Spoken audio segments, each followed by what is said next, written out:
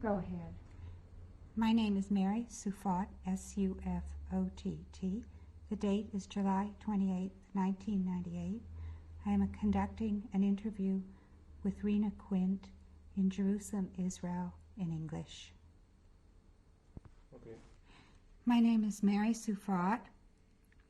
The date is July 28, 1998. I am conducting an interview with Rena Quint in Jerusalem, Israel, in English.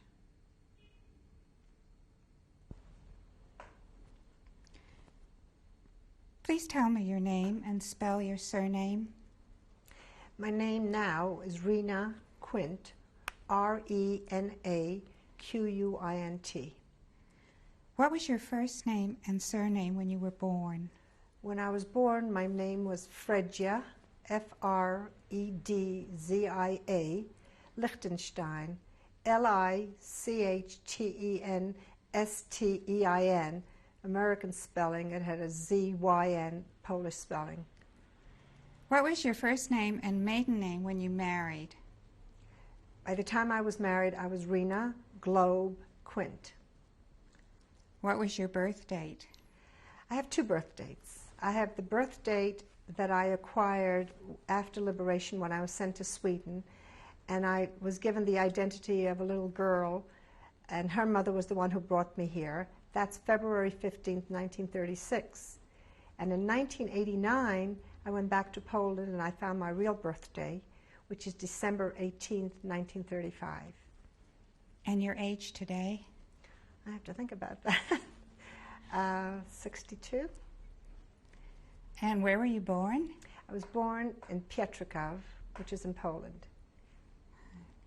Do you have memories of your childhood home, sights, sounds, or smells? Yes, I do.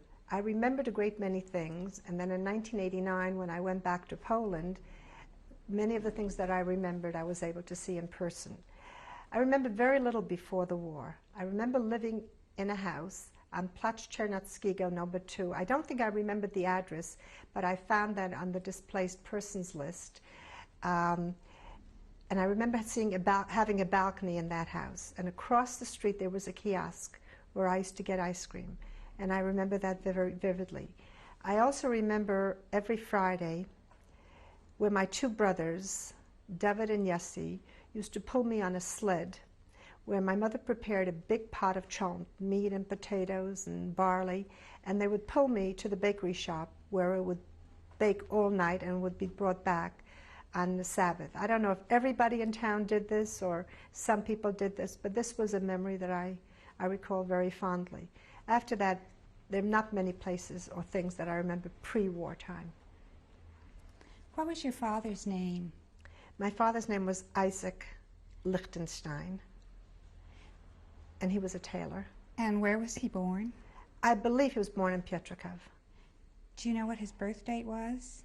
No, but I can look it up because, again, when I went back to Pietrków, I found my parents' marriage license, and the birth date was there, something like 1906 or 7. And when you think of him, what images come to mind? I really cannot see his face at all. And what was your mother's name? My mother's name was Sarah, and I found out her maiden name was Messer. When I say I found all this out, it's after I got a lot of documentation. It's not that I remember that. But it was Sarah Messer Lichtenstein. And do you know where she was born? No, but I believe also in Pietrków. And do you know when? About the same time. And when you think of her, what images come to I have no image. And when you think of these brothers? Yeah, when I think of them, I just think of two Polish boys, and the picture that you see in many Holocaust museums, a little boy with his arms up at the Warsaw Ghetto. It's not, my brothers are not that little boy, but somehow or other I have that feeling of that kind of clothes and that kind of a hat, and remember them, but I really can't see their faces. Do you remember extended family? No. Do you remember which language you spoke with your family? I spoke Yiddish because after the war, when I came to the United States, Yiddish was the only language that I really knew well. Now, I don't know if I ever spoke Polish, but certainly in the camps there was a mixture of different languages, and Yiddish was probably the main language. Do you remember any kind of celebration? No, Shabbat No. or birthday? no, Do you remember a toy or an activity from your home? no. Do you remember being taken to a park or? No, I just remember there was a big plaza, and again, I'm not sure that I really remember it, or when I went back, sort of the memories and the ideas came back in the stores around there, but I can't remember playing in a park. Pietrkov was the first ghetto that was established in 1939, and I was 3.5 years old at the time. So the ghetto started very quickly, and Pietrkov had the distinction of being the first ghetto. So right away, we were in the Jewish town, and people started moving into our neighborhood. So the neighborhood got very crowded, and our home got very crowded. And I remember more and more people coming into the house. I don't know who they were. So in fact, the ghetto was built around your neighborhood. Right. When I went back, I found the synagogue was just a few blocks away. The bakery that I referred to was a few blocks away. And the whole area was really the Jewish area. And there was some sort of wall that was built around it. Did you stay together as a family with your parents and your brothers? I was with my mother and my 2 brothers and my father until the large action. There was a big action. Things in the ghetto were very bad. People were very, very crowded in the houses. People were dying because there was no food and there was no medicine. It was always very, very cold. People were always sick. I guess when Hitler felt that people weren't dying fast enough, he started an action. And the first action was against women and children. My mother and my 2 brothers and I were amongst the thousands of people who were herded together and with whips and guns and clubs being beaten, being taken to the synagogue. My father was not with us. It was just my mother and my 2 brothers. And when we got to the synagogue, we got into a very large room, what seemed to me like a large room. And I have pictures of that room in the synagogue. And there is even a picture of an Aron Kodesh, which I'll show to you later, the 2 tablets of the 10 Commandments. And we were in that room, women and children. And I'm sure I must have held on very tightly to my mother. Everybody was there. There was a lot of screaming. There was a lot of shooting. There was a lot of beatings. There was pandemonium all around. And there was a door in that room, a door leading outside. And there was a man on the other side of the door. To this day, I'm not sure exactly who he was. Somehow or other, I think of him as an uncle. I don't know if he was an uncle, biological uncle, or somebody whom I called uncle, but he beckoned to me and he told me to run. And I don't know how a little girl could have been willing to run, to leave her mother and to leave her brothers, and with everybody screaming, it seems to me the natural thing would be to hold on tight and not go away. I don't know if God pushed me, if my mother pushed me, if this man had some sort of lure, but I did run. And that was the last time I saw my mother and my 2 brothers, David and Yossi. That whole transport was taken to Treblinka, where they were gassed and their bodies burnt on open pits. If you go to Treblinka now, it's just a forest, fertilized by the ashes probably of those victims. Many of the people in Pietrkov whose families were in that roundup have told me this story.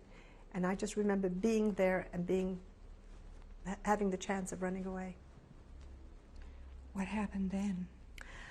Well, this man took me back to my father. What was my father supposed to do with me? I wasn't supposed to be in the ghetto as a little girl or as a child.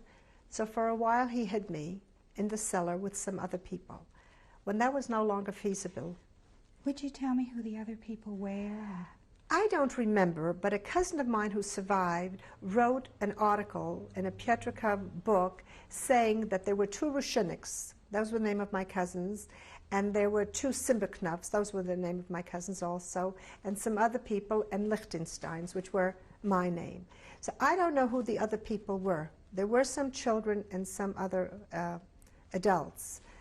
I was hidden there for a short time. I don't remember it being very long, but I remember it always being dark. I remember somebody bringing us food and bringing us a pail, which was emptied once a day when they came down there. We were given very strict instructions of when to move and what to move. When it was no longer possible for my father to hide me, he changed my name from Fredja to Froim, which is, I guess, a masculine version of it. He cut my hair. He taught me to speak Polish with the male version, because now I became a boy, or more correctly, I became a man, and I went to work with the men every single day. We went to a place which was called the Hortensia Glass Factory. Now, for a long time, I wasn't sure exactly where I worked. But people from Pietrków whom I met, and when I described being on tracks and having sand there and marching every day and the lineups there, and the glass that was blown there and how we worked as children carrying water, they confirmed that this was the Hortensia Glass Factory. And when I went back to Poland, I went to visit this factory. How I got away with being a boy there, I don't know. I'm not that tall or masculine looking now, but somehow or other, miraculously, I did get away with it. Did you have to lie about your age? I must have, because children under 10 were not allowed in the ghetto. They had all been taken to Treblinka, and the people who didn't get onto Treblinka were shot in the forest not far away from Pietrków. So everybody there was older. I guess I had to lie about my age, and I certainly had to lie about my sex, because I was not a boy, no matter how I looked like a boy. There are many things I remember about the factory. I remember the terrible heat, because glass is made with furnaces and fire. I remember the sand around there. I remember having to work with buckets of water. But more than, and I remember the hunger and the constant thirst from being in this heat. But more than anything else, I remember the vicious dogs that the soldiers used to hold on to. And every time one of these tormentors wanted to show us who was in charge, who was the boss, what he could do, he would just let one of those dogs loose. And you could imagine how a dog like that could maul a human being. I have 2 marks on my knees, reminders of that time. But miraculously, I lived through the Hortensia time.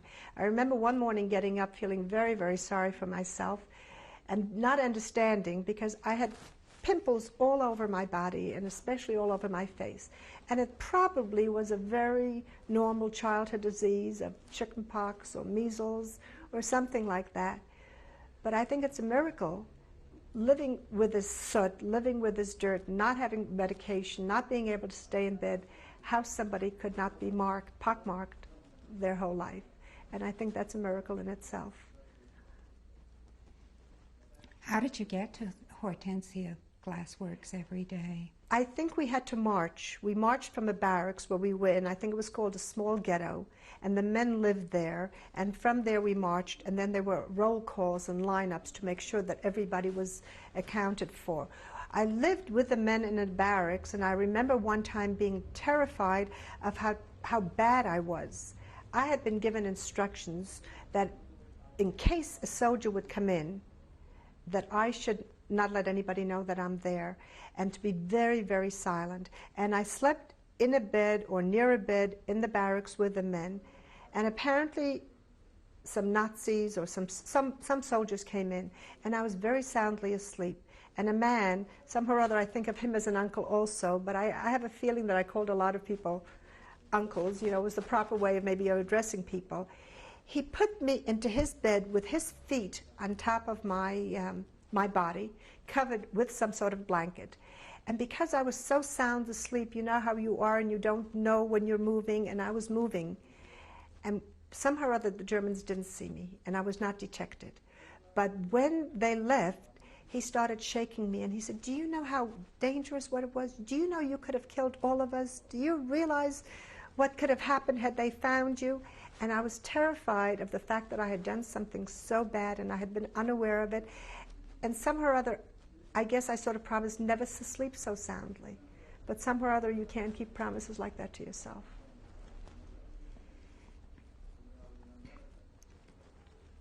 Did your father give you any explanation for this way of life, or? You know, I don't remember hearing any explanation. I think the things that happened to me, and more so later on, got to be a normal, natural way of living. I don't remember living any other way, and I didn't know there was another way of living. I didn't know that people could have food and choose food and not be hungry and not be scared and not be tired and sleep in normal ways. I don't remember any of that part, so this was not normal. What was there to explain? His life wasn't normal either, and neither was anybody else's. Were there other children in the block? Yes, there were other children in the Hortensia glass factory, and I have met some of them. They were boys. I don't know if there were any other girls pretending to be boys.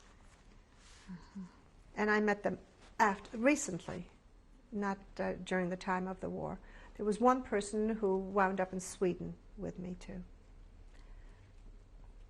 How long do you think you were in the ghetto and working in Hortensia every day? I don't really have any definite time sequences, but I wrote for a long time I never talked about the Holocaust. I had been adopted by several people after the war, and the last people who adopted me in the United States had tried to look for my family, and when they found that there was nobody who was alive except for 2 cousins, and the cousins were not in a position to take me, they felt the best thing would be just to cut off all ties. And we never talked about the Holocaust. I never wanted to tell anybody I was a survivor, or I was adopted, or I was different. And I tried very hard to get into life to be normal, and I became an American. I started speaking English, and I just fit into the American way of life. But in 1981, there was a gathering of Holocaust survivors in Jerusalem. And I said, you know what? I'm already married. I have 4 children. It's time to stop being an ostrich and start looking for facts. So I came to Israel, and in Binyanei Ha'umah, they had computers, and people went to look for their families and themselves. And I went in very early in the morning and went to look for my mother's. I thought I knew her name, and I thought I knew my father's name, and I thought I knew David and Yessi's name, and I certainly thought I knew my name. I found nothing in the computer. I went to the next computer. I found nothing there. And started getting very discouraged, and I went over to people who seemed to know more, and I asked them, and they said it's really very simple. A computer only has what somebody puts into a computer. If you didn't put anything into a computer and nobody else did, you're not going to find any information. And then I realized that if I'm the only survivor, the only way I'm going to find out is to really start a Sherlock Holmes expedition. And I wrote to Arlson, which is a tracing bureau, and they wrote back. They knew facts about me. They knew that I had been born in Pietrkov in 1936, they thought. I guess they found that out from Sweden, because that's the birthday I was given there. And they knew what my parents' names were, and they knew that my mother and brothers probably were sent to Treblinka, and they didn't know where my father was. My father had been someplace in Poland after the war, or so they thought. And then once I found that, I decided to really start searching and see if I can find exactly where I was, because when you asked me about this time sequence, I didn't know it. And I knew I had come to the United States from Sweden, so I wrote to Sweden, and the Swedish government gave me like a chart saying exactly when I left Bergen-Belsen via the port of Lubeck and came to Sweden, when I was in DP camp for a short time, and then because I was quite sick, I was placed into a hospital where I stayed there for several months. And then after the hospital, I was put into another camp, which they called an alien camp, which is a DP camp. On that chart also, they said I had come from Bergen-Belsen, so I found myself there. They also sent me a displaced persons card. On that displaced persons card, it said that I was in the ghetto Pietrkov for a time, then 1 year in Częstochowa, which I haven't found yet, and thereafter in Belsen, which is Bergen-Belsen. So exactly when I got there, I don't know. I do know that I was liberated from Bergen-Belsen in 1945. I think we should go back to the period of Hortensia, and after, how you can't quite remember how long you were there and in the ghetto in Piotrków, and how long you worked at Hortensia. But what happened after that, immediately after that? When the Nazis no longer needed us or wanted us as slave laborers in the Hortensia glass factory, once again we were rounded up. And they rounded up other Jews in factories such as the Kara and the Bugai, which was nearby where Piotrków people also worked. And so there were men and women who were brought in to the trains. And we were all brought into these infamous cattle cars, which are made for cows and pigs and horses and coal, certainly not for human beings. And I was with my father. They didn't even have steps going up on these cattle cars. We had to sort of be pushed up into it. And for 3 days and for 3 nights, we were in these cars without food, without water, and without any kind of sanitary, I don't even remember a pail. And I remember as a child feeling that life was unfair because people had to use part of that car someplace as a bathroom. You cannot go on for days. Even if you don't eat, you have to use bathroom facilities. So they decided in the right-hand part of the car, maybe we'll make a bathroom. And I sort of felt it's not fair for the people staying in that side of the car that they have to live in this terrible slime and dirt and stench. But after 3 days, with people vomiting, with people defecating, with people dying, with people being born, it really didn't matter what part of the car you were in. The whole place was just one big cesspool, and everybody smelled. There were 2 openings in that car on the top instead of windows, and it was always freezing cold, always. Now, I'm sure that in the 6 years that I was in the camps, there must have been summer and winter. I don't remember it ever being warm. Just remember it always being cold. And in these window-like openings, there were icicles that had formed, and people were able to pull off the icicle and use that for drinking water. Of course, the snow also came in. After we crossed the border, and I didn't know it was the border at the time, but that's what must have happened, we went from Poland to Germany, and the cars were open, the dead bodies were thrown out. The half-living people who were left, including my father and I, had to jump out of the car. We used the snow to drink. It was the first nourishment we had. We used the snow to wash our faces. We used the light, of course, you can imagine after not seeing and just getting used to the surroundings. And while all this was happening very quickly, there was a lot of chaos, a lot of noise, and again, the German guards started yelling that we are being taken to other camps, and the women were going to one camp and the men to the other. And there was a separation of the men on one side and the women on the other side. I guess my father was smarter than I. He had much more experience, and he knew that if I would get undressed, he knew when you go into a camp that everybody would have to go into the showers. I'm not sure he knew about gas showers. I think hindsight we know about this. But people did have to go into showers for disinfection, the Germans claim. I think a lot of it was because they were able to confiscate anything that we owned. If anybody hid any jewelry and false hems or false heels of a shoe, they knew where it was. If you had to get undressed and you were stark naked, whatever belonged to you, the Germans would have. At any rate, my father knew when you'd get into a camp, you'd have to go into the showers. He also realized that if I would go into the showers, they would see that I'm not one of the men, and they would probably shoot me on the spot. So he met a school teacher, and that school teacher became my new mother. I don't remember her name. I don't remember what she looks like. He also gave me a few specials, I don't even know what they were, valuables, and he gave me some pictures, and he promised to meet me in Piotrków after the war. He never kept that promise. I don't know if he died on the train, if he died in Buchenwald where that transport was taken, if he died on one of those death marches going to Buchenwald. With all the tracing that I've done, I have no idea of what happened to him. That was the last time I saw my father. I went with my new mother, and just as he predicted, we did go to Bergen-Belsen.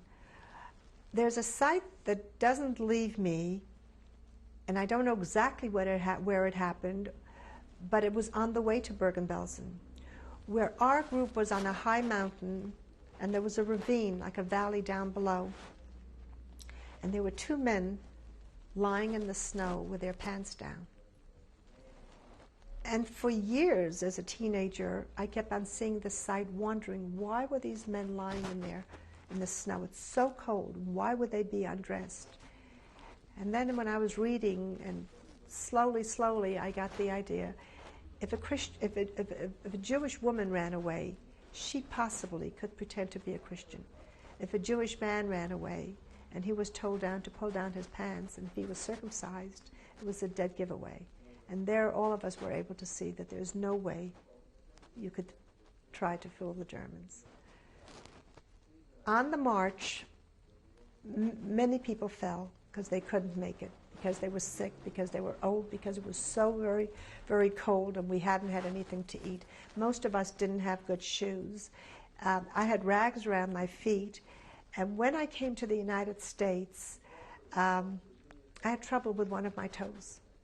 And my adopted parents took me to different doctors to see what was wrong with the toe. And nobody could figure it out. And we finally went to one doctor, and he said, you know, it's a textbook case of a frozen toe.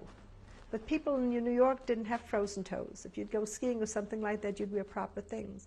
And when he found out that I had been in the snow with rags instead of shoes, it made sense. And that was the walk or the march to Bergen-Belsen. We'll take a tape break now. With this lady who was taking care of you to Bergen-Belsen. Did someone tell you that it was Bergen-Belsen? I don't know.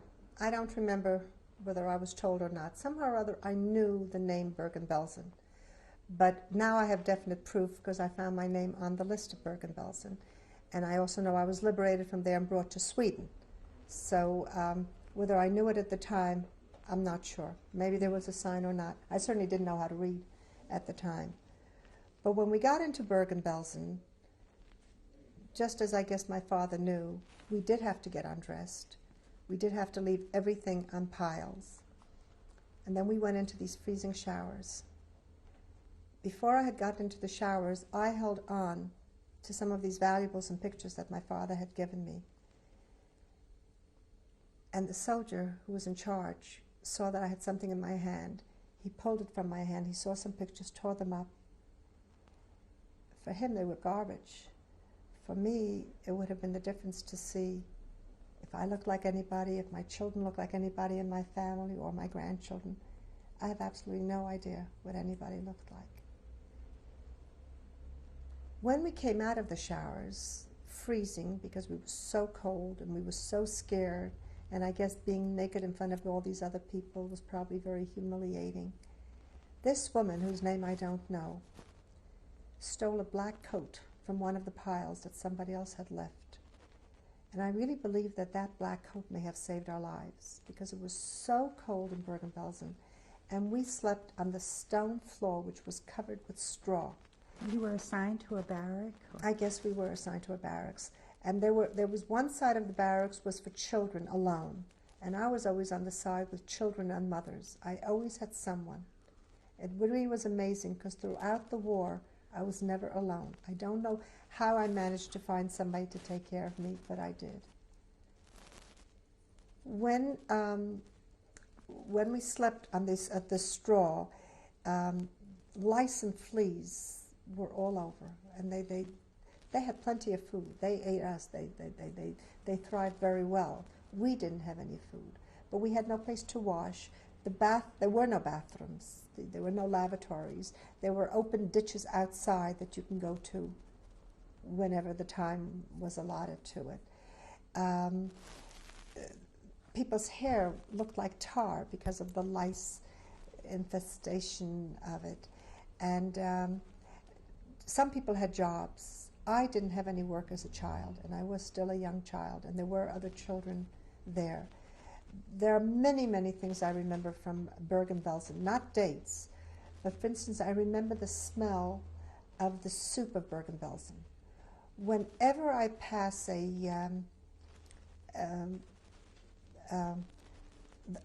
back of the restaurant where you smell that vile smell of dishwasher or sewer, that smell of the soup of Bergen-Belsen, that's the reminder that I have of that.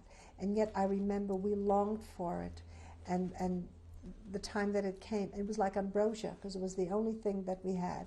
It was made out of old potato peels or whatever dirt and garbage they had, and bread, which was made out of sawdust and flour. And yet I just remember we wanted it so much because it was the only thing that we had to eat. How often did it come? Not very often. Very, very infrequently. Once a day, maybe. I also remember every morning when we got up, we had to look around us to see who died the night before. And every day, people died.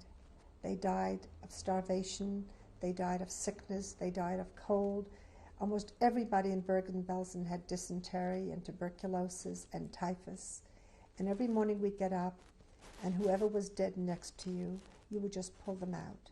And for miles and miles in Bergen-Belsen, there were fences. Not fences made out of wood or stone, but fences made out of bodies. And again, I didn't know that that was so abnormal and such a disgusting, awful sight. It was just there, and we accepted it because we had no choice. And every day you would pile up these corpses, and it would go further and further.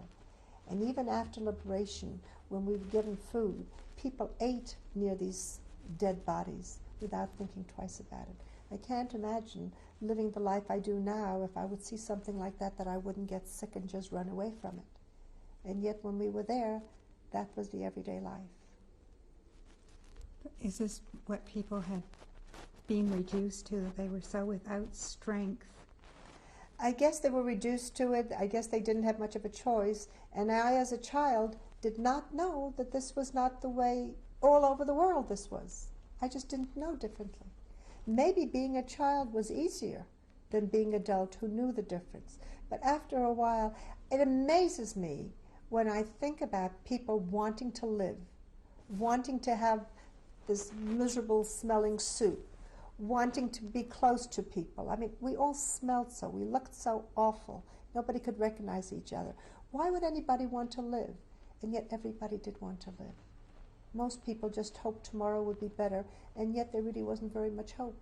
When you didn't have your mother or your father, or you didn't have your children, and you didn't have your husband and wives, what was there to look forward to? But somehow or other, the human body just never gives up, I guess. Do you remember being sick there? Yes, I remember being sick. The day that we were liberated, I was very sick.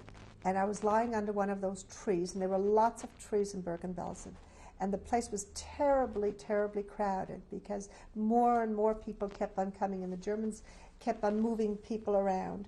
And I remember, apparently I had typhus. Now, I didn't know it at the time, but because I was so sick, I was really very lucky. Because when while I was lying under one of those trees, feeling I just cannot get up, nor do I want to get up. I just want to sleep and be left alone. And I probably would have just fallen asleep and never gotten up. But all of a sudden, things happened that I never remember happening in Bergen-Belsen.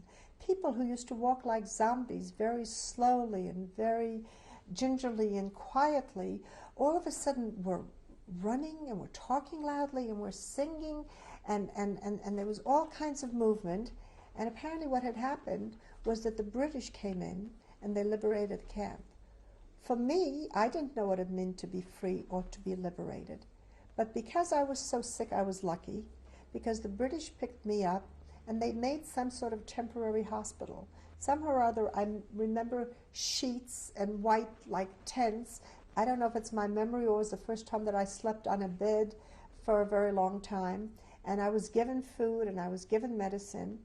And again, because I was sick, I was one of the lucky ones to be taken to Sweden. But the people who were so sick that they didn't think they would make it, I don't think they bothered to take them because they only have a certain amount of room.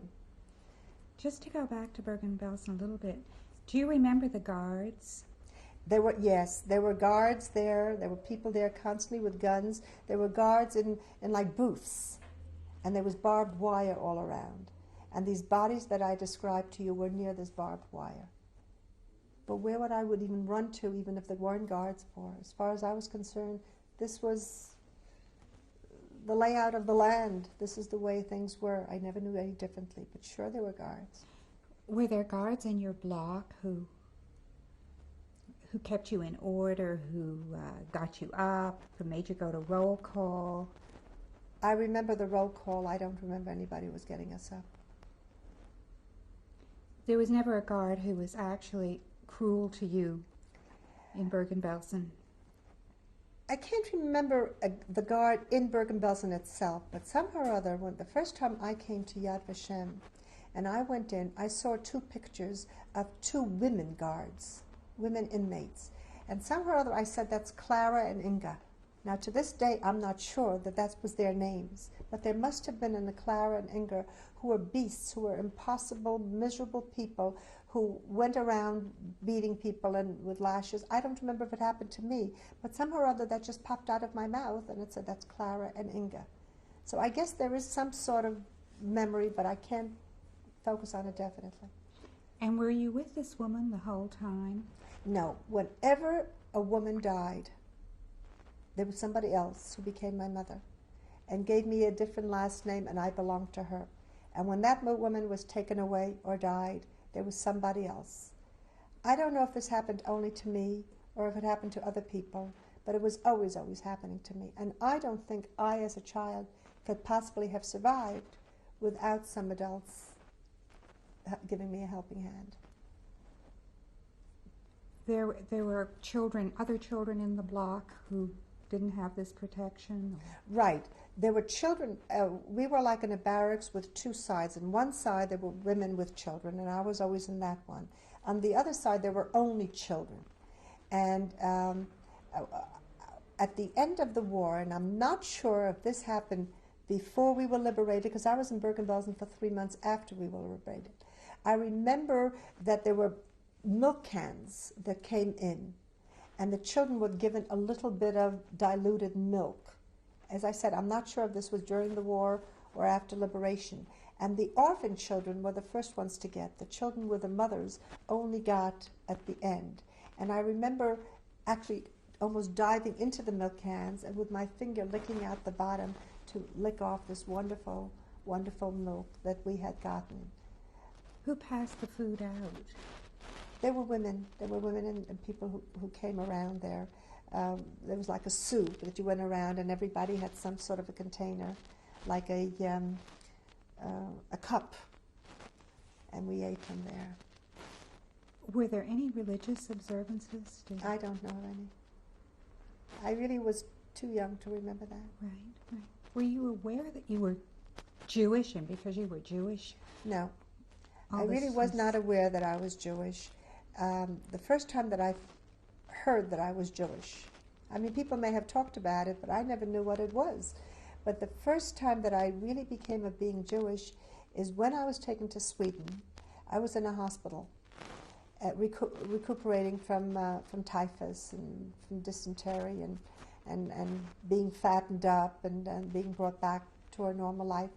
And there was a very good man, and I don't remember his name either, who was a Christian Swedish man. And he used to visit me every day. I don't remember his wife as well. I don't know if she came as much.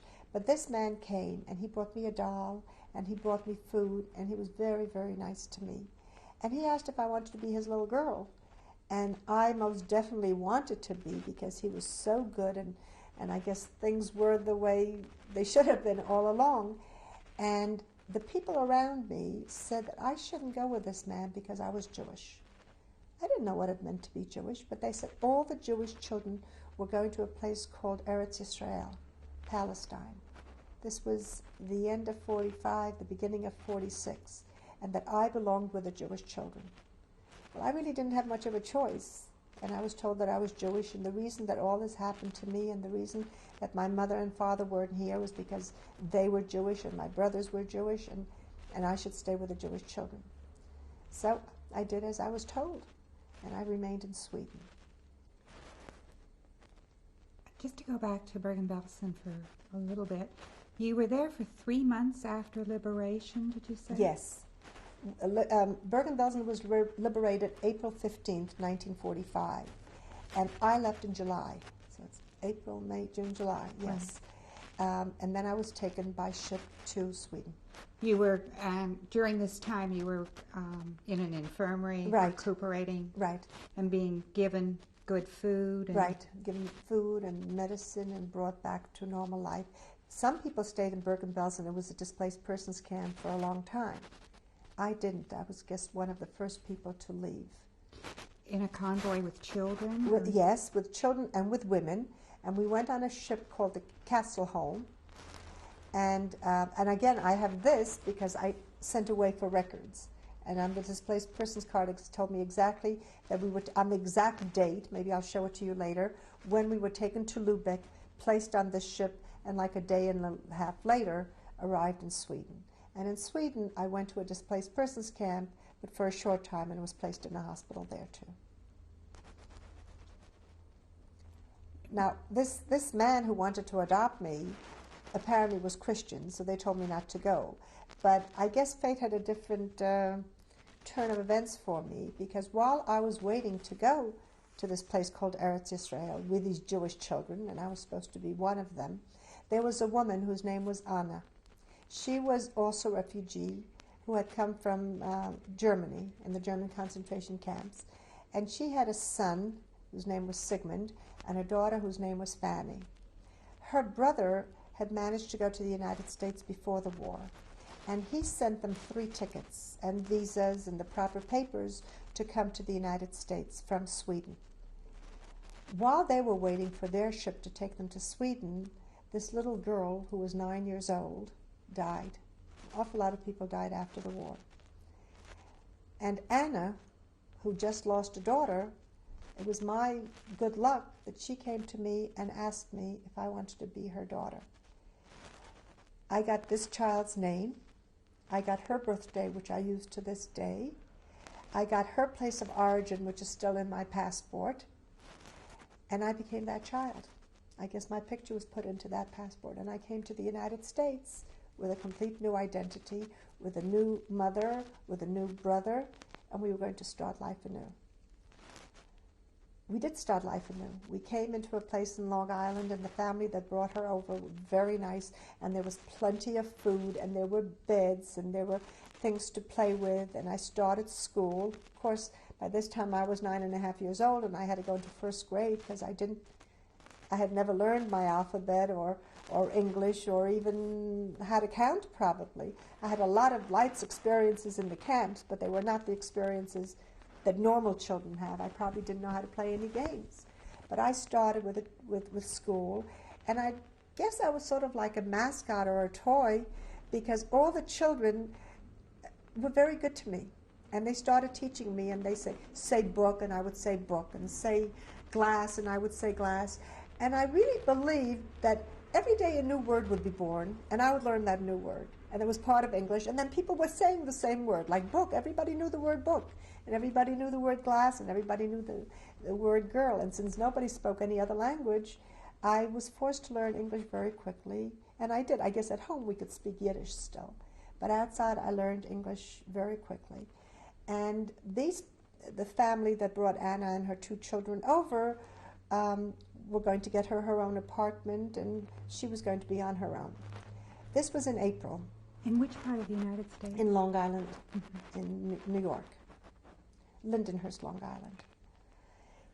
In the summertime, we went to, up in the mountains, the Catskills, and they had a place called a kachalein, which were little bungalows where people had a room and then shared a kitchen.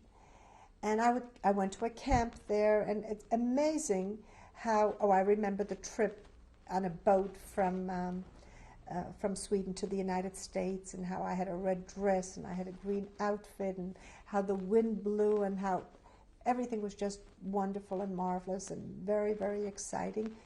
And you just didn't want to think about the past. You just didn't want to remember any of this.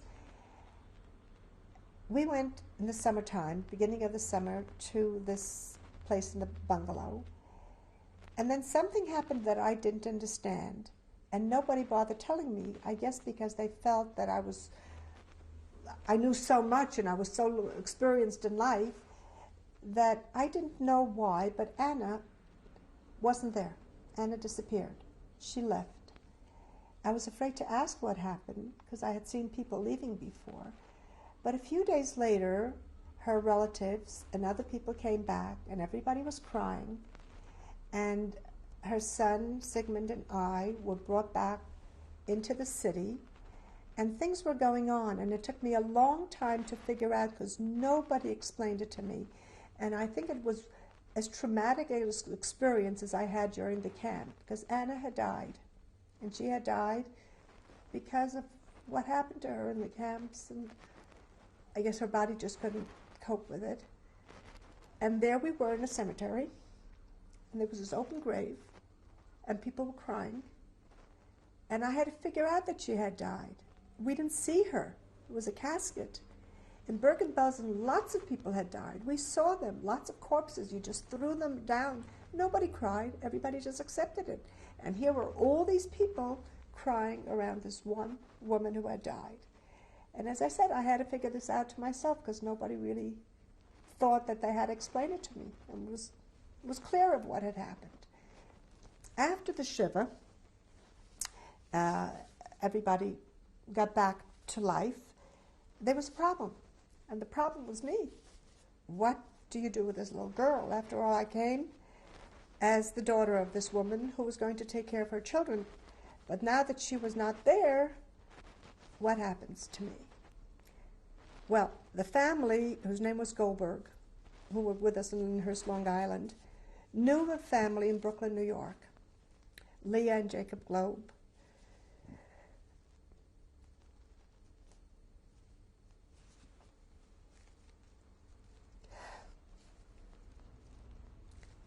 I was brought there, and I was asked if I wanted to stay for the weekend. And of course I did. And that weekend really started the rest of my life. They asked me if I wanted to live with them.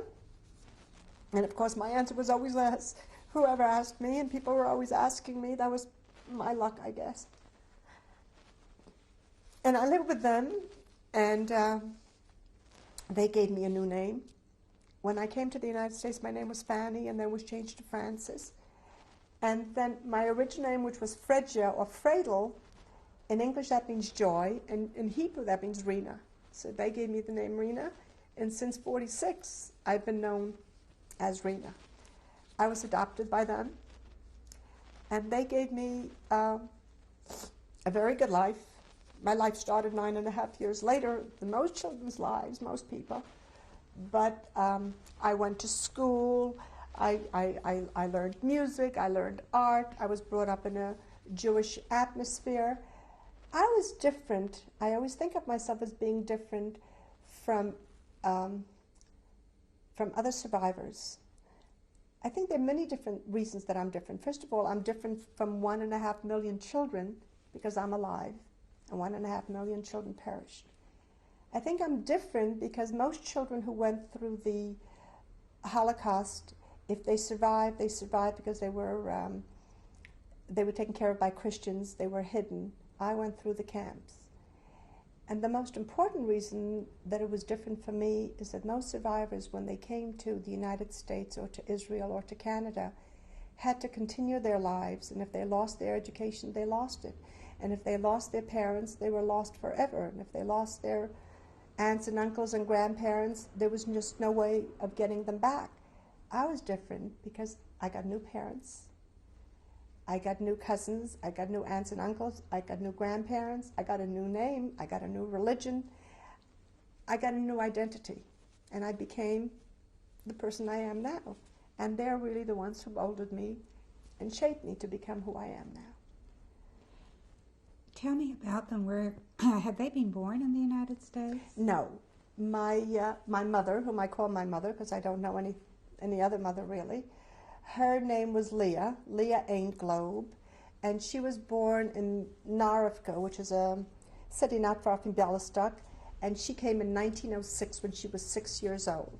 Thank God she's living today at the age of 98. She just had a book published, and she goes to art school, and she's a very active woman, mother, grandmother, great-grandmother, and we're together a great deal of the time. She lives here in Israel, and she lived here before we did, because when our children came here, she felt that she had to start a home for them when they came to school here. And in 1972, when my father, her husband, Jacob Globe, died, she came for part-time, and then she made Aliyah. My father, Jacob Globe, was also born in 1900. He was born in the city of Pinsk in Russia, and he came to the United States as a young boy also. He studied to be a lawyer, and law was a difficult profession at that time, so he became a very successful businessman and very involved in his community, and they married and had no children. They were not able to have children of their own. And when I came to them, I don't know that they were really looking for a child, but I don't know that I was looking for parents. It was just something that happened spontaneously and worked out very well. Yes, because how old were they when you came to them? I guess they were 46 years old. It was 1946 and they were born in 1900. I guess that's old for your first child. But I was 10 years old rather than being born. And they really did give me, as I said, they never wanted to talk about the Holocaust, and nobody else was willing to talk about it. I had first started in a public school, which was difficult because I didn't speak the language, and the teachers there were not terribly willing to go along with me.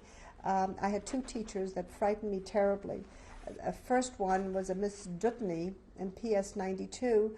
She had given a spelling retest, and I didn't know what was expected of me. I certainly didn't know how to spell, and I was looking around, and she decided that I was cheating, and so she took me down to the principal.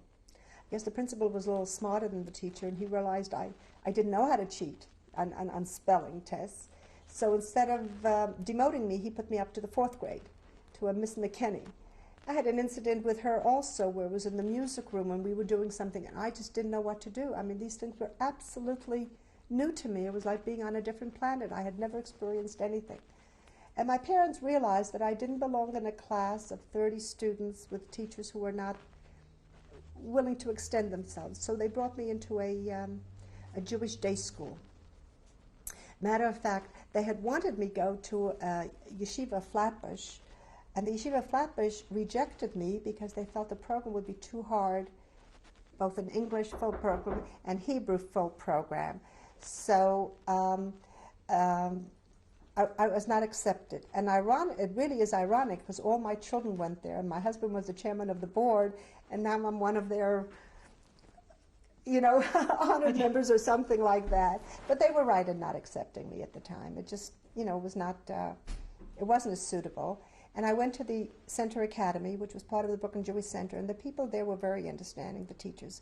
It was a small school, and one day when the students were going out to see a Holocaust movie called Maya Levin's My Father's House, instead I was taken to see Pinocchio. Everybody felt they wanted very much to spare me of any Holocaust kind of pictures. We'll take a tape break now.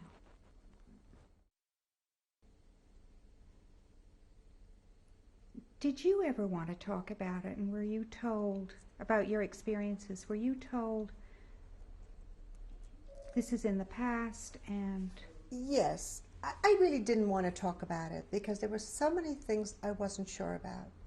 And I never ever wanted to say something that I wasn't really definite. One time, when I finally met my cousins in 1967, I have two cousins who, as I think I told you, my adopted parents had looked for them, and they had written to a woman in Sweden who knew my family. And when they were not able to take me, they sort of said, let's cut all ties. And I didn't have anything to do with them. In 1967, one of those cousins who had lived in Israel came to the United States, and he traced me. And we did get together, and I had invited him to our home, and we started talking. And his father was my uncle by marriage. His mother was my mother's sister. She had 6 sisters, and 2 of them, those are the 2 cousins from each sister.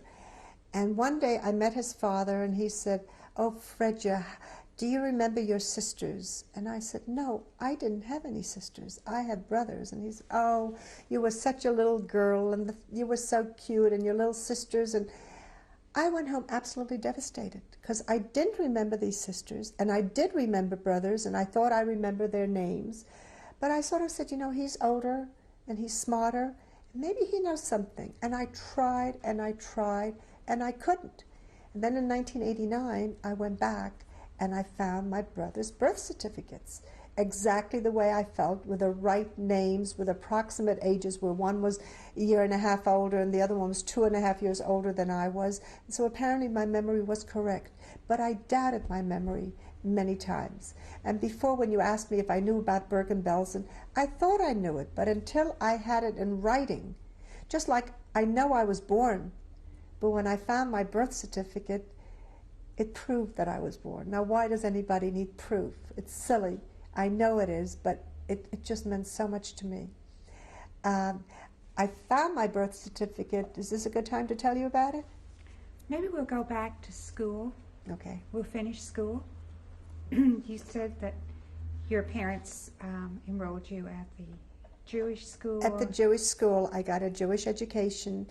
That it was a small class. I was able to learn English and Hebrew.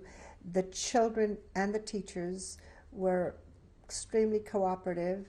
I was always the slowest one in the class when it came to reading or to spelling, but that was at the beginning. By the time I got into high school and by the time I got into college, I sort of jumped classes, and I graduated at the right time, and I achieved what an American child should achieve, and it really is amazing that even though I lost the first 6 years that I should have been in school. I guess most children go to school at 4, 5, or 6, and I started at the age of 10. But by the time I finished high school, I was in the proper school. But they were very, very, very good about helping me, and everybody was very careful not to mention about anything about the Holocaust. I had an aunt who a few years ago asked me if I'm still in touch with the Christian people who hid me. And I said, I was never hidden by Christian people. And she said, well, how could you possibly have been saved? She never asked me, and I had never told her about my concentration experience. She just thought if you were saved, you had to be saved by a Christian person. But it was just recently that she opened up. I think a lot of people were sort of afraid that it was not a subject that you could approach anybody with. And certainly I didn't want to bring it up. Not until 1981, when I came to this gathering. And then when we made Aliyah in 1984, both my husband and I, he had been a successful lawyer and I had been a teacher in the United States. And when we came to Israel, we retired, and we both wanted to do something as volunteers. And he does a lot of writing, and he's a Rosh Kollel, and he does a lot of teaching and speaking in different places. And I got involved with Yad Vashem. And it was very difficult at first, but I really felt that if any of us could do anything for the victims, we would do them. We would do anything we would be asked to do. But we can't bring them back to life, and we can't give them a better last few days or hours or minutes. We can make them less hungry or less thirsty. I believe that the only thing we can really do is to save their memory. And I think that I have that obligation and responsibility to do that.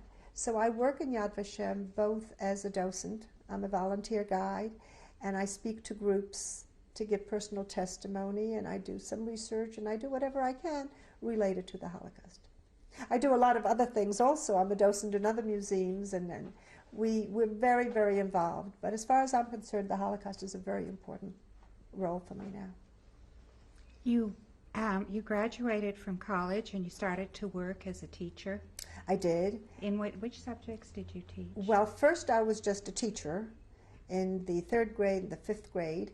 And then I took off to have my 4 children. And when they got bigger and I went back for my master's, I got a master's in remedial reading, which is funny also because I really could have used that when I first came. And I taught English as a foreign language. I also did that at the university here, at Hebrew University in Jerusalem. And I taught Russians English as a foreign language. Where did you meet your husband? Met my husband at a friend's house. In 1958, I had come on a trip to Israel, as did she. And when we came back for Simchas Torah, she had a party, and I was invited by her. And her brother invited Manny, my husband, and a lot of other people. It was Simchas Torah, and people were going from home to home for a kiddush, just singing and having a good time. And I don't know if we were meant to meet each other, but we were there, and we met. And he called me right after we met. We went out 3 dates, and we were engaged right after that. And 3 months later, we were married. And thank God, that was 38 years ago. You went back to the United States, both of you, because you met here. You said you met. No. I had come on a trip with this girl, and when we went back to the United States in her home, we met. A party. He's from the United States. He's not a survivor. Oh. And tell me about your children. How many children do you have? I have 4 children, Menucha and Ezra Schwat, her husband. She lives in Karmei Tzor, which is a settlement near Hebron. Thank God she has 9 children, expecting another one. She works with converts. She works for the Rabbanut, and she teaches halacha and Mishnah and all kinds of Jewish subjects. Her husband works at the Hebrew University in the archives and in the ancient manuscripts department, and has several other jobs, and just finished a month of Miluim. That's what happens when you're living in Israel. And their youngest child is 1.5 years, and their oldest is 16, and I hope you'll meet them. My second daughter is Naomi. She's a computer engineer, and her husband, Bob, is an electrical engineer, and they live in Bet Shemesh, and they have 4 children. My third daughter is Jody. She's a lawyer, and she's married to Daniel, who's a Air Force pilot for El Al, and they have 3 children, Elad, Roni, and Tali. I hope they're going to come also. And then I have a son who still lives in the United States, in Riverdale. He's married to Rachel, and they also have 3 children. Yessi, named after my brother. I guess many of my children have names of my brothers or my father, my mother. So they have Yessi. Tzipi is their oldest, Tzipi, Yessi, and Yisrael. And when did you come to live in Israel? We came in 1984. Had you always wanted to come on Aliyah, or? We had always been very Zionistic. We said someday we're going to come on Aliyah. We didn't know just exactly when that someday was, but our children, as they were growing older, from 1969, every summer we came to Israel. And every time my husband wanted to buy an apartment, and we didn't know if the apartment was just to have or to live here. But in 1982, my mother found this apartment. The man who had lived here, his wife had died, and he was remarrying, and his new wife didn't want to live there. And the apartment was just the kind of thing we described that we wanted. It was large because we like having company. Our home is always open. Our table is always very large, so as many people as come in can sit there. We have 3 additional aluminum tables that we can set up. We have 90 folding chairs, so we really have a lot of room for extra people, and this house lends itself for that. So when we found the house, we just waited for our children to get to a certain plateau. Our daughter was going to finish Columbia. Our other daughter entered the Army here. She finished high school and entered the Army. Our son started the yeshiva here, and our oldest daughter had already gotten married, living in Israel. So 2 years later, in 1984, we made Aliyah. Is there anything else you'd like to say about your life's experience. I started my life later than most people, but thank God I really had a very good life. And when I think about it, I really have to tell you how very grateful I am to God.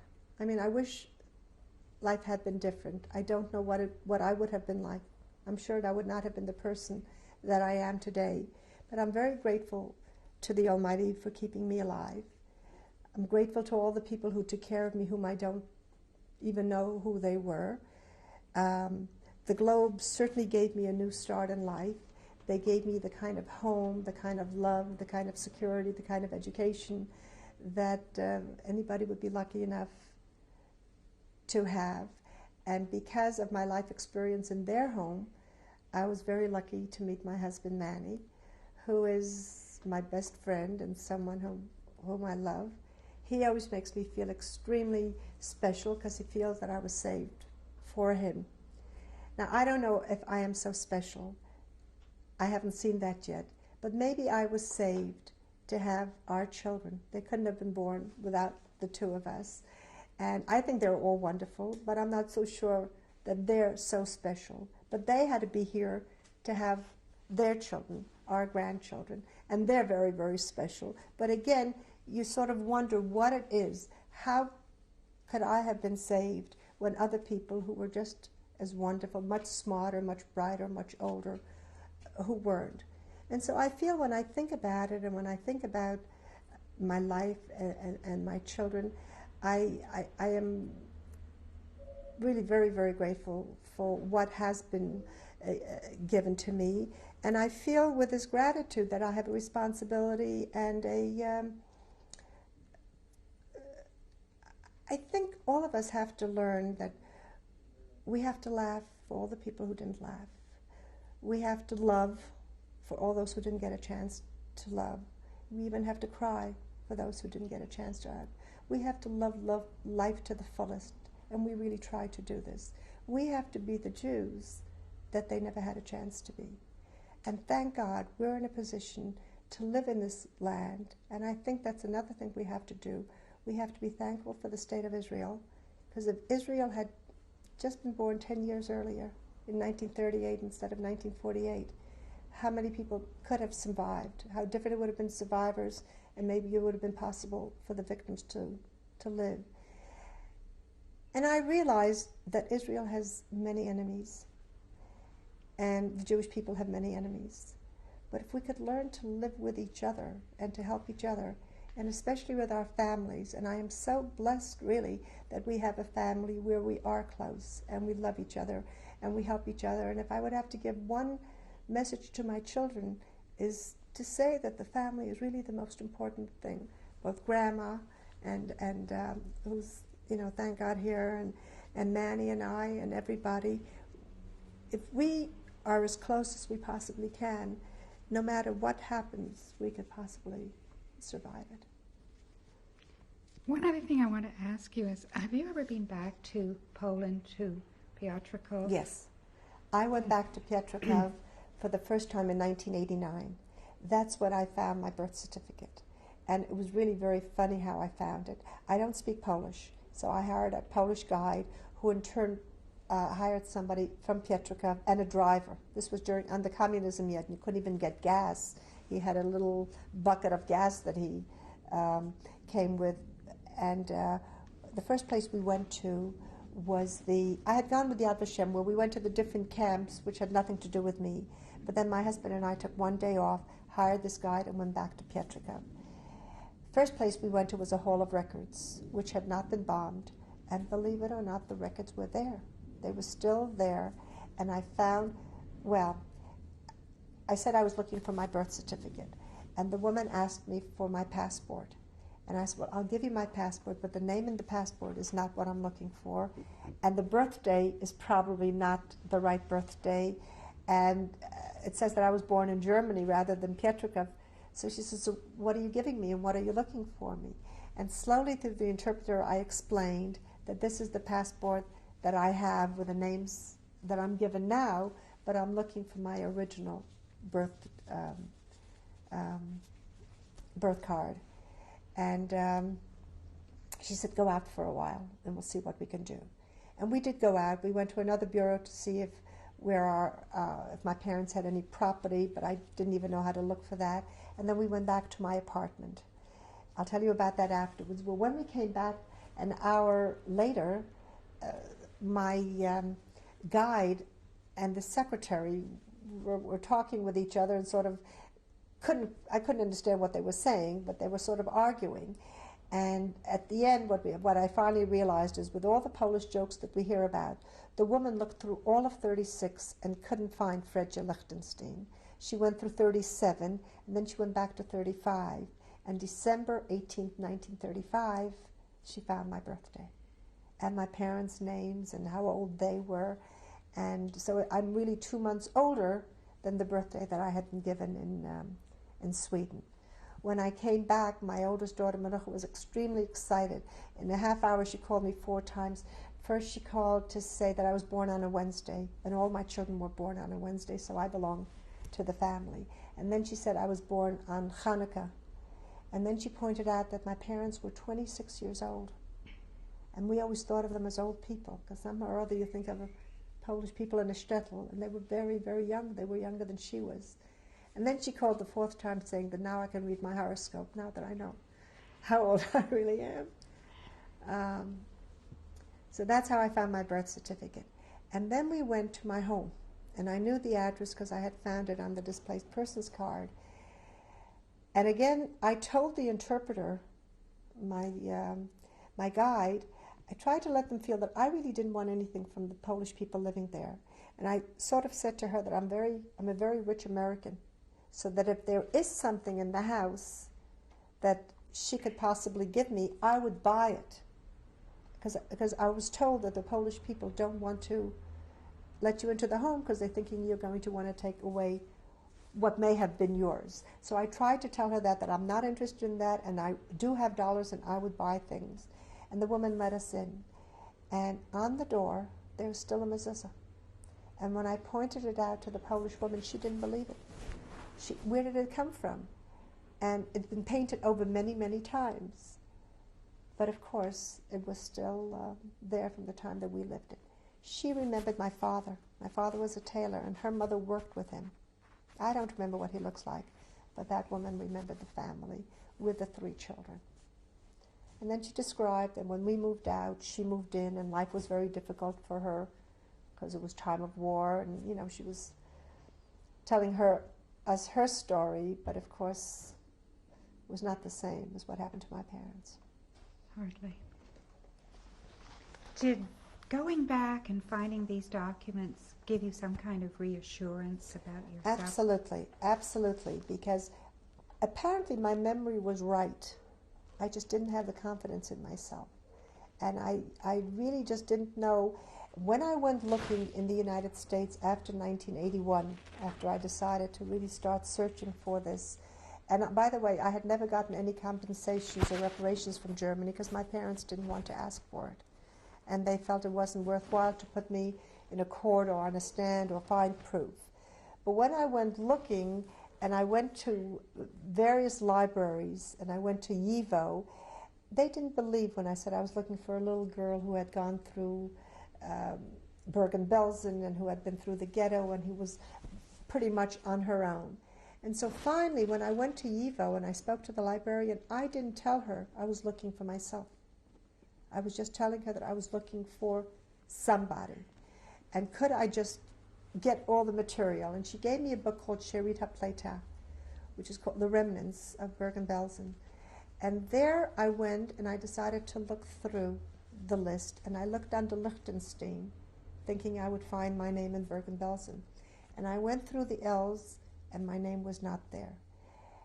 And somehow or other, I knew in my heart that I had been in Bergen-Belsen. So I said, you know what, I'm going to go through the list. And maybe I was a different name, because every time somebody else took care of me and I had a new mother, maybe they gave me a different name, and maybe that name would stand out, and maybe I would recognize it. So I continued from L to M to N, and then after N, L started again. Apparently it had been misfiled, and they just lost it, and I found my name. And it said that I was 9 Lot, born in Polska. They didn't have a birthday. I was 9 years old, born in Poland. So, again, every time you find something and you prove to yourself that it's you, that it really is, and that you believe things. At one point, I wanted to go through hypnosis, thinking that maybe I would learn about. But my family and my friends felt that I was living a very normal life, and why open a Pandora's box if I find out things? How will it change my life now? So I never did it.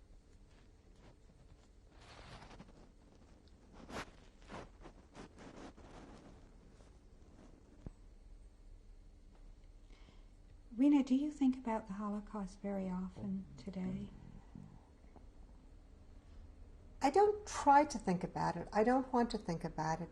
I am very involved with Yad Vashem and with Holocaust Studies. I'm the president of the Holocaust Center, where we have commemorations twice a year for Yom HaShoah and Kristallnacht. So I'm always looking for speakers and finding out what happens. I find it very hard to explain how we all learned what was normal and what was normal. I mean, as a grandmother, when a child gets hurt, you comfort her or you comfort him. I'm always asking if children want to have something to eat. You're thinking of presents. How is it possible for a child learn never to cry, because you know your mother and father are not going to come if you cry? You don't complain that you're hungry, because everybody is hungry. You don't complain that you're scared or you're sick or you don't want to get up. You just do these things. And when I worry about my children crossing the street or going home late or things like that, I wonder how could you possibly have not done that? As far as thinking about the Holocaust, when I think about it, when I work, when I do things, it's one thing. It doesn't have anything specifically do. I can think of somebody else and not put myself into those shoes. But I find very often things happen that you can't get away from it. If I go to a new doctor and the doctor say, is anybody in your family, do they have high blood pressure? I don't know. Did anybody die of a heart attack? I don't know. Did anybody have cancer? I don't know. And the doctor will say, I'll explain to you the question. You don't have to explain the question. I understand the question. I just don't know the answers. None of my family lived long enough to have any of these, and I didn't know them, so I don't know any of this history. So without thinking about it, all of a sudden you have to tell this doctor you're a Holocaust survivor and the only one in your family who stayed alive, and you don't have any facts to give him. Without thinking about the Holocaust, a terribly traumatic experience happened to me when my father, Jacob Globe, died. He had cancer, he was very sick, and in the summertime, my family and I were up in the country, and we came in once a week to take him to chemotherapy. And when we came back for the summer, I was there all the time. I was their only daughter, and I took care of everything that had to be taken care of. And since we knew he was so sick and there was an apartment that was available across the street from where we lived, we urged my parents to sell their house and move into a small apartment. So we were very involved with each other. And when he died, I was the one who was in charge of making all the preparations. My husband is a Kohen, so he doesn't even go into the chapel. I went into the chapel, took my older daughter, who was 12 at the time, and I went in with my mother and my father's brother and sister. And there was a rabbi who was my parents' rabbi who knew me as a little girl, and he told Kriya. Jewish people tear their clothes, or the rabbi tears it for them, when there is a death of a close relative. And he did Kriya for my mother and for my aunt and my uncle, and he was ready to go on with the ceremony. And everybody said, you forgot Rena. And he said, but Rena is really not his daughter. And he didn't want to do it. There was another rabbi, Rabbi Sharfman, who is living in Israel now, who was Manny's and my rabbi, and he really saved the day. He said, if you want to tell Kriya for somebody who brought you up, who was your mentor, who's your teacher, you can do that also. and you can sit Shiva if you want to, and you can do all the other obligations if you want to, which of course I did. But here, when you ask about thinking of the Holocaust, that was not the subject that anybody thought of at the time.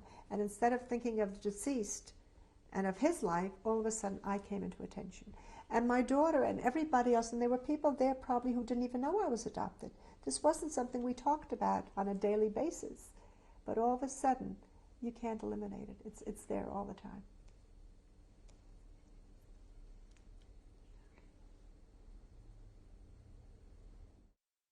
Amazingly, I found in Pietrkov in May of 1989. Here you can see the name of Fredja Lichtenstein. I was born the 18/12/1935. I had to pay for this. The lady told me that it would cost me a lot of money. It came out to be about 18 American cents in 1989, pre-Polish Revolution. But it's marked here 1989-05-24. So in 1989, I found my birth certificate. Now for sure, I know how old I am. At the same time, I also found my brother's birth certificates. May I show it here?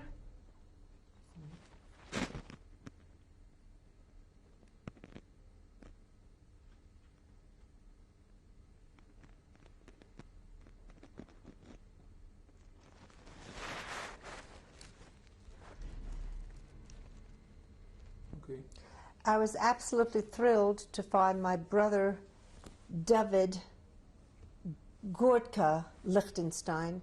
He was born 23/11/1932, and my brother Josef was born in 1931. And both of them they had their birth certificates. Unfortunately, I never really knew them. They were killed as very, very little boys. When we got these, my husband felt that we ought to frame it the way we did here and put them with our family pictures. I did that for a while, but I found it very difficult every time to pass by, because as much as you don't forget, you also can't remember all the time. So they're framed and they're here, and unfortunately, just the birth certificates and not the people themselves.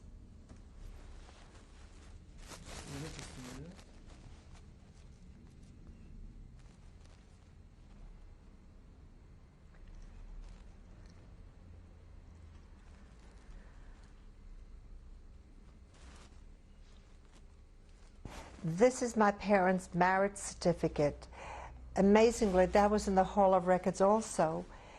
And it's amazing how much you can find on this. I found Lichtenstein Isaac. My mother's maiden name I learned from here, which was Messer. I also learned their parents' names. And apparently my father's mother's name was Fredel, or Fredja. So I guess I probably was named after her. I didn't realize it until after we got the marriage certificate.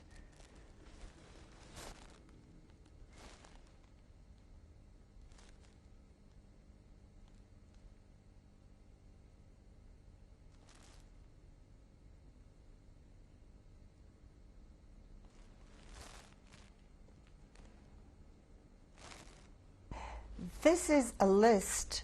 It's called List 1, about Jews liberated from German concentration camps who arrived in Sweden in 1945. It's from the World Jewish Congress, the Jewish Agency for Palestine Rescue Committee, and there it has my name, Lichtenstein Fredja, 1936 Pietrkov. That's the only mention of that, but that list proves for sure that I got to Sweden. Okay. This is a list of Bergen-Belsen, so for sure I know that I was in Bergen-Belsen. It's called Sherit HaPleita, 1945, and here it says Lichtenstein Fredja, 9 Lot, Polska, which means at that point I didn't even know a birthday, so it says 9 years old, Poland. They didn't even know about Pietrkov.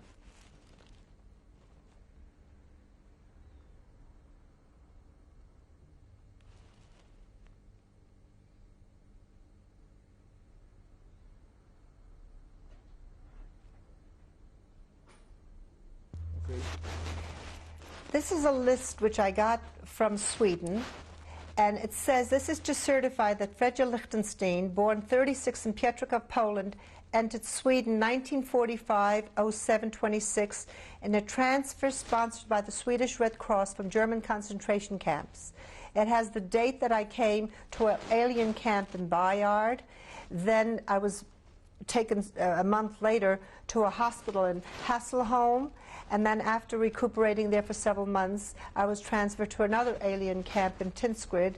And then I left for Sweden for the United States in March 26, 1946.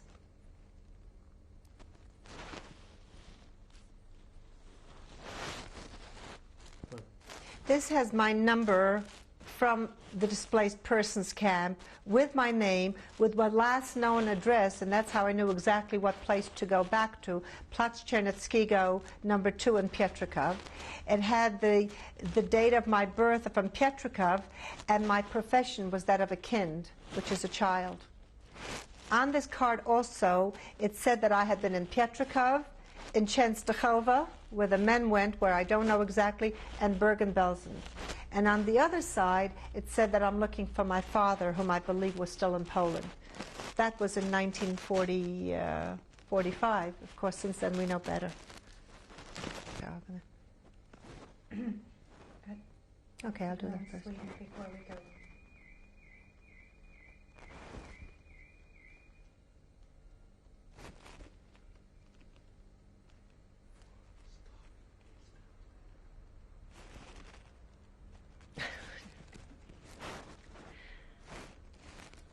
Okay.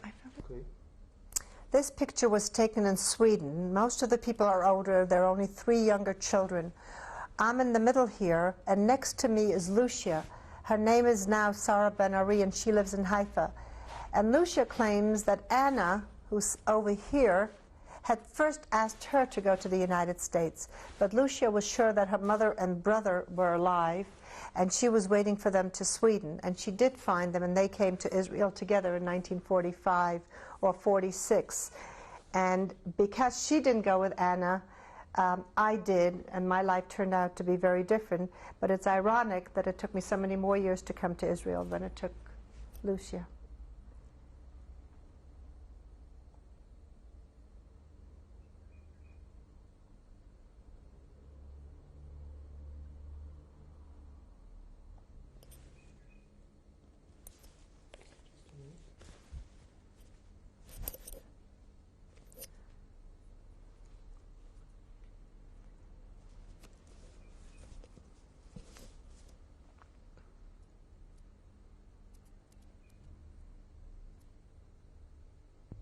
I'd like to show you a picture of the synagogue of Pietrków. As a matter of fact, the rabbi of our synagogue was Rabbi Lau. His son is now the chief rabbi of Israel. He was probably the youngest survivor, and I may have been the second survivor. When you look outside, now it's a library, and inside it's a library. This may have been the hall that we were where the action took place, that we were housed in. And if you look outside on the lantern, you can still see the Jewish star, the Magen David, on it.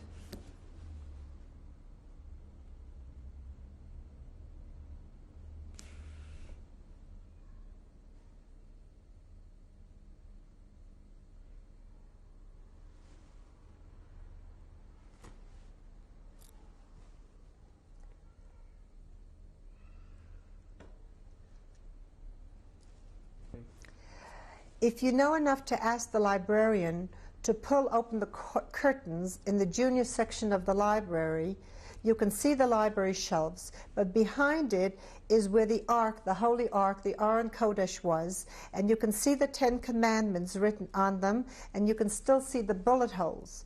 This was the room, the last place that I saw my mother and my brothers. And if these bullet holes were in the walls, you can imagine how many bullet holes hit people at the same time.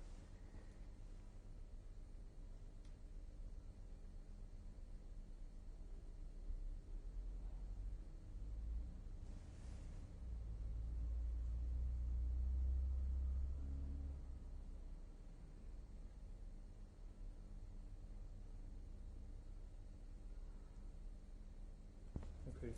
When I came to Platz Chernitskigo and I walked up the house with the balcony, and I remembered this balcony and the kiosk across the street, which is still there, when we came into the door, before anything else, I noticed the mezuzah. The mezuzah, which is always affixed to a Jewish home, is still there. When I mentioned it to the Polish woman, she came out to see where it was and what it was, and she had no idea where it was. But it's been painted over many, many times, but if you look closely, you can definitely see it.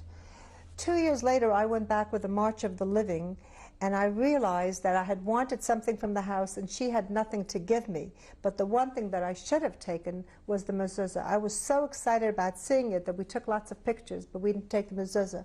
And they claim when we came back, we didn't go into the house. We called her, and she said that the lintel, this whole door, you see it is in pretty bad condition, that they changed it, and they probably threw the mezuzah out.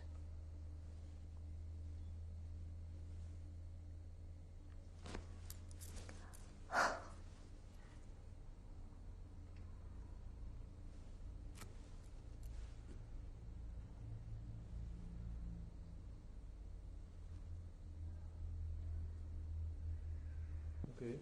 This is the Hortensia Glass Factory where I worked as a boy in the slave labor camp. It is still a factory now owned by the Poles. There is a list of people who work there, which I'm trying to obtain to see if my name isn't there, at least if my father's name is there. And underneath you see the cemetery. Cemetery was not accessible for us to get here, and I don't know that I would have known to look for, because my family was not buried there. But possibly now that I know my grandparents' names, possibly they may have been buried there before the war. Okay. Okay, we're very, very lucky to have all this assortment of grandchildren, and once a year we try to get a picture on this green couch. And we started off with just a few, and now the couch is getting smaller, but we're willing to increase more. Since we couldn't get Odelia to come with us, we put her on, and these 3 children live in the States, so we pasted them on. Our newest is Tali, who was just like 2 months older at the time. But I would like you to meet them in person, and I'll introduce you to them directly.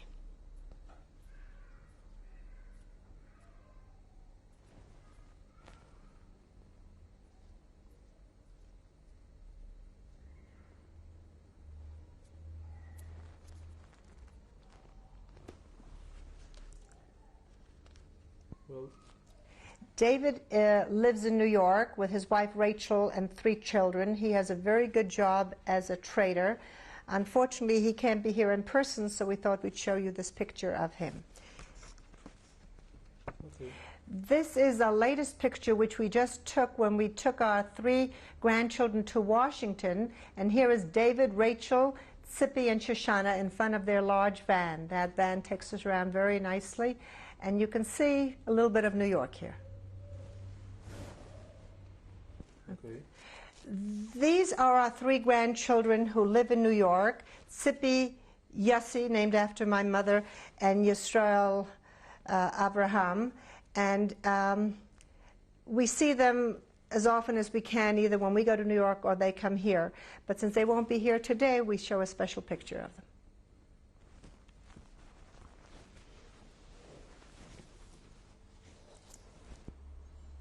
This is Eliyahu Yaakov, my oldest, most wonderful grandson.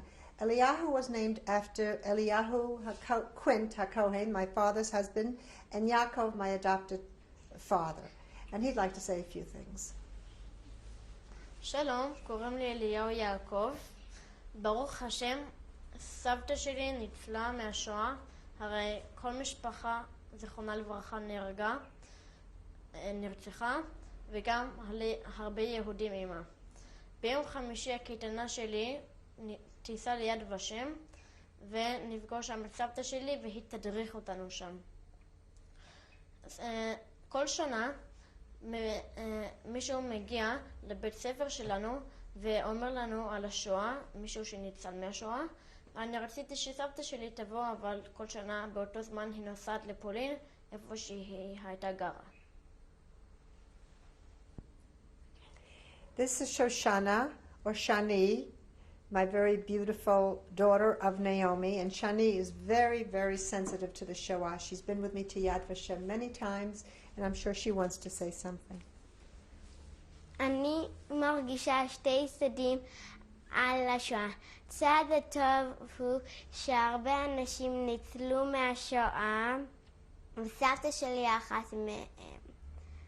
צד הרע הוא שהרבה אנשים מתו בשואה, ואם סבתא שלי הייתה מתה בשואה, אז אני ומשפחתי לא היינו פה עכשיו. וצריך לזכור שבלי מים אי אפשר לחיות, אז בלי תורה אי אפשר לחיות. ואני מקשרת את זה שצריך להאמין בהשם והוא יעזור לכם בכל הצרה. This is Michal Sarah, a very, very special girl with lots and lots of things to say. So let's hear what she has to say.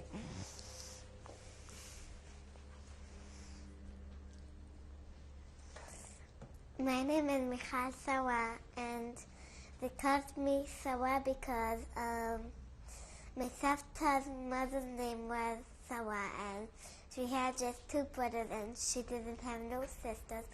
And they wanted to name me Sawa because they liked that name, and also they wanted to remember my Savta's mother's name.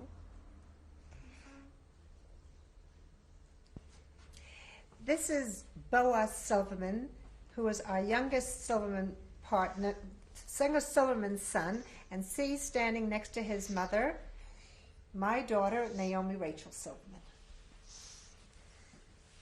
Boaz, you want to say something? Okay. My name is Bo Yehuda.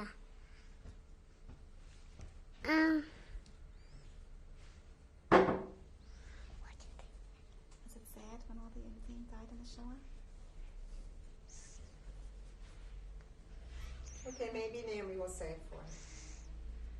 Well, Boaz has, even though he's not quite 4, has heard quite a bit about the Shoah. So, Yeah?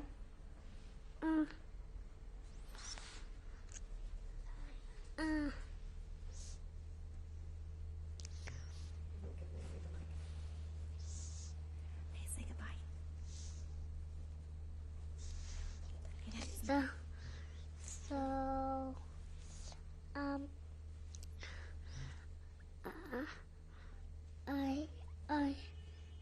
I'm 4. Right. Okay. Okay. I think all of the kids that spoke here have a heightened awareness of the Holocaust because of who their grandmother is. They've all been to Yad Vashem and they've all heard her story. They all know her story and talk about it. Every year when Yom HaShoah comes around, I think they feel much more attached to it and close to it than a lot of their friends. I think it's something that they, maybe even more than I do, they have grown up with it. As I think it's something that they think about a lot because of their grandmother. Usually when they see her, they don't talk about that. It's not related. They have just a normal relationship. But every once in a while it comes up, especially at the appropriate times, like when they're talking about sad topics or when they're talking about things that they've learned in school about the Shoah. I think almost all of their friends know that their grandmother is a survivor. And for example, Michal, every time someone asks her name, she says it's Michal Sarah, based on, named after her great-grandmother that was killed. And all of them feel like that. Okay. Please. I'd like you to meet my husband, my very, very best friend, the best husband in the world, the father of my children, the grandfather of my great-children. We've been married for 38 wonderful years, and I hope it continues for many more. One of the years may not have been all that good because we're married 39 years, but that's all right. But I get up every single morning and I say Modeh Ani. I thank God for 2 things. 1, for my getting up in the morning, and 2, for my having married Rena, for him having saved Rena. I make a living by speaking, and I am very inadequate for words right now because no matter what I'd say about Rena, it would be inadequate. She's one of the great persons in our community here, as she was in America, in spite of the ordeal that she went through as a little girl. In every single one of my books, I have a dedication to my wife, Rena, and there's a whole set of books over there. And I'm running out of verses in the Torah and in the Tanakh dedicated with the words Rena in it. If I have any success in life, it's due to Rena. If our children have any success in life, it's due to Rena. If our grandchildren will be successful in life, it is due to Rena. Also, I'd like to thank my mother-in-law, Leah Globe, and her late husband, Jacob Globe, for taking in a little girl who had the potential of greatness, and they saw to it that she achieved her potential of greatness. I am grateful to God, as I say, and I'm grateful to Rena. And God should give her many, many years in good health to enjoy our family, our children, and our grandchildren. And it says to see one generation after another generation. Darling, we all adore you and love you. Thank you. Our partners want to go into business. Should I do this? And she would say yes, she would say no. And when she said yes, we went in. And when she said no, I didn't go in. And my partners went in, and they always said we should have listened to Rena. If she were working for General Motors, she would have been the president. I'm off the thing. I can say what I want. I'm off the camera. If she were working for General Motors, she would have been president of General Motors. And thank God she's not. All I can say is, thank you, Rena. I'd like to introduce my mother, Leah Globe. She's really the lady who started this whole part of my life.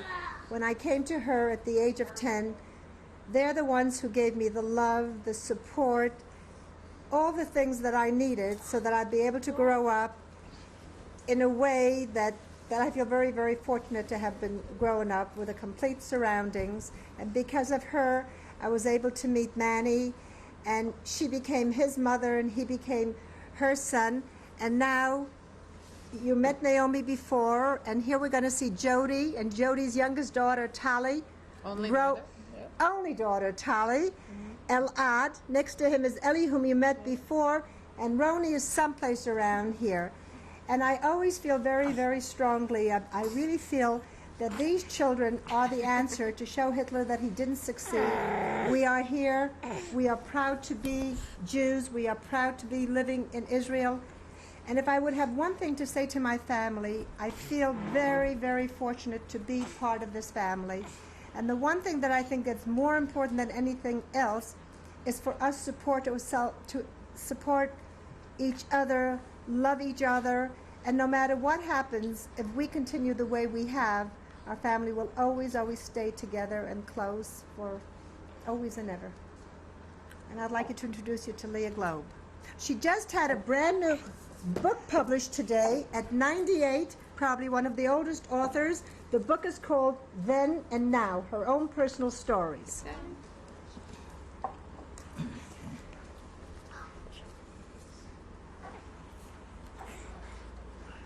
When I think of what my life would have been without Rena, I don't know.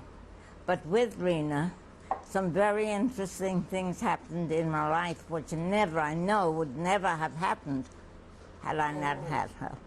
First of all, she brought us joy and really fulfillment, I would say, because we had no children of our own.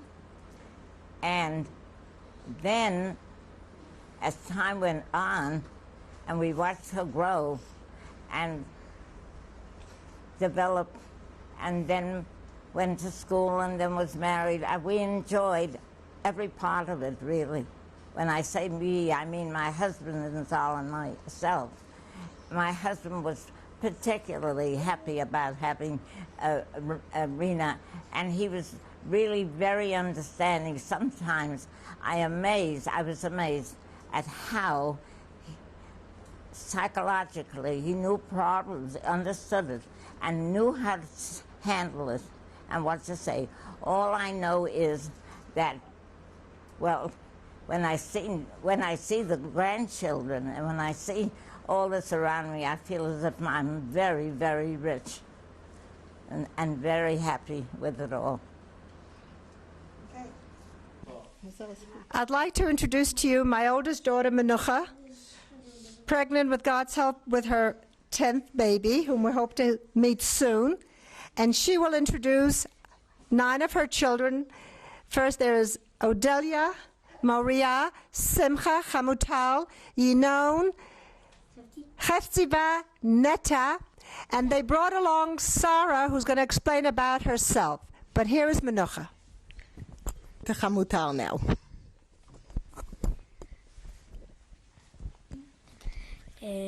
קוראים לי חמוטל, ואני מאוד מעריכה את מה שסבתא שלי עשתה בשואה, ובזכותה אני כאן, ויש לי עכשיו משפחה, ואני מאוד אוהבת לבקר אותה, ואני ממש נהנית ממש מעריכה את הסיפור שלה. אני רוצה תיסע לי סבתא. כן, יופי. זה נטע. חפציבה?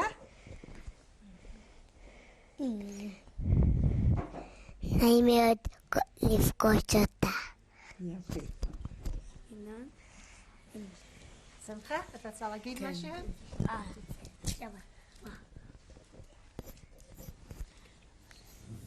אני שמחה לפגוש את סבתא רינה.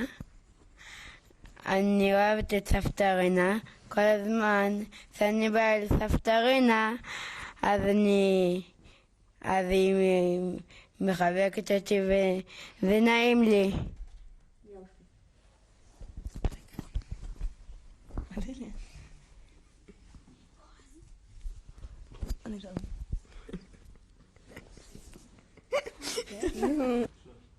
אני מאוד אוהבת את סבתא שלי, אני מאוד מעריכה אותה, והיא סבתא באמת טובה, ומאוד היה עצוב לשמוע על כל מה שקרה לה בשואה, אבל עובדה שהתגברו על זה, ואנחנו מאוד שמחים שהיא כאן היום, וגם אנחנו בגלל זה פה. ויש כאן גם את שרה, שהיא לא רוצה להגיד, אבל אני אומרת בשמה שלה אין סבתא בארץ כאן, והיא גם באה לפה לבקר, והיא מאוד אוהבת את סבתא, וסבתא שלנו היא גם נקראת סבתא שלה. אני מאוד מאוד אוהבת את סבתא, ואני מאחלת לכולם שיהיה להם כזאת סבתא מקסימה, כי למרות כל מה שעבר עליה, היא פשוט מקסימה, ואני מאוד אוהבת אותה.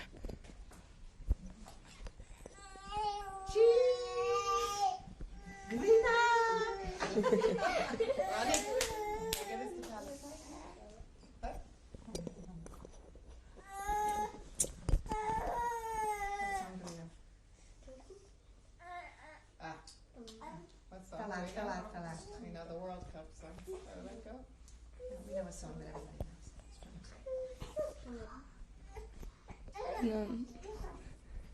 איזה שיר אנחנו יודעים ביחד? מה? That ירושלים you used to sing? ירושלים של זהב. אני חושבת שכן סגל, לא בקטע, נעשה לו פעם. תשאיר לי.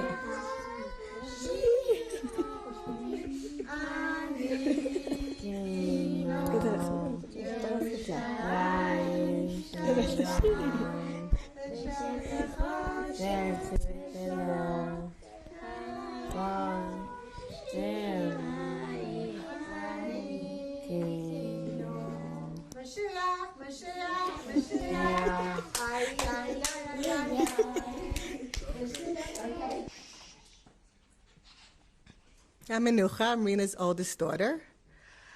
We grew up and we always knew the fact that our mother was in the Holocaust, but I never heard her full story till she told it to me when I was about 12, when her adopted father died.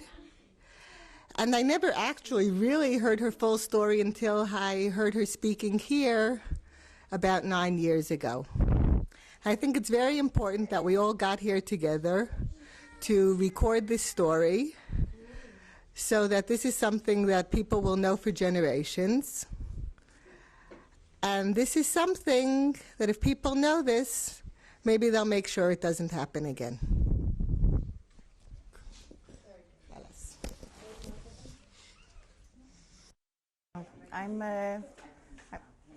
I'm Jody.